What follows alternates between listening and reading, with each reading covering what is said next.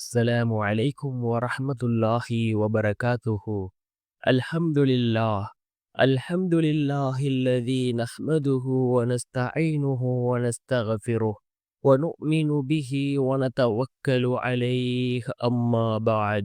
அன்பிற்குரிய அல்லாஹ்வின் நல்லடியார்களே, அன்பு சகோதரர்களே, நாம் தொடர்ச்சியாக பார்த்து வரக்கூடிய துஆக்களினுடைய திக்ருகளினுடைய தொகுப்பில் இன்று நாம் பார்க்க இருக்கின்ற விடயம் என்னவென்றால், இன்றைய தினம் நாம் தஹஜ்ஜுடைய நேரம், தஹஜ்ஜுடைய தொழுகையை தொழுதுவிட்டு இந்த துஆவை நாம் ஓதுவோம்.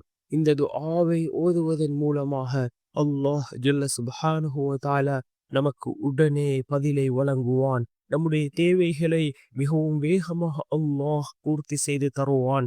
அந்த அளவுக்கு சிறந்த அற்புதமான ஒரு துஆவை தான் நாம் இன்றைய வீடியோவில் பார்க்க இருக்கின்றோம்.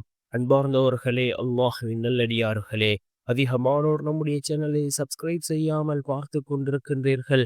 நீங்கள் சப்ஸ்கிரைப் செய்து லைக் இடுவதன் மூலமாக நமது சேனலில் உள்ள வீடியோக்கள் இன்னும் பல சகோதரர்களுக்கு கொண்டு போய் சேர்க்கப்படும். அவர்கள் அதனை பார்த்து பயனடைந்தால் அதற்குரிய கூலியை அல்லாஹ் உங்களுக்கும் வழங்குவான். அன்பார்ந்தவர்களே, அல்லாஹ்வின் நல்லடியார்களே, தஹஜ்ஜுடைய நேரம் மிகவும் சிறந்த நேரம். துஆக்கள் ஏற்றுக்கொள்ளப்படக்கூடிய நேரம். அல்லாஹ் ஜல்ல சுப்ஹானஹு வ தஆலா ஈழ்வானுக்கு இறங்கி வரக்கூடிய நேரம். தன்னுடைய அடியார்களை பார்த்து அல்லாஹ் கேட்கின்றான், என்னை அழைக்கக்கூடியவர்கள் யாரும் இல்லையா? என்னை அழைக்கக்கூடியவர்களுக்கு பதில் வழங்க நான் காத்து கொண்டிருக்கின்றேன். என்னிடம் உதவி தேடுபவர்கள் யாரும் இல்லையா? என்னிடம் உதவி தேடுபவர்களுக்கு உதவி செய்ய நான் காத்து கொண்டிருக்கின்றேன். என்னிடம் ஆரோக்கியத்தை கேட்பவர்கள் யாரும் இல்லையா?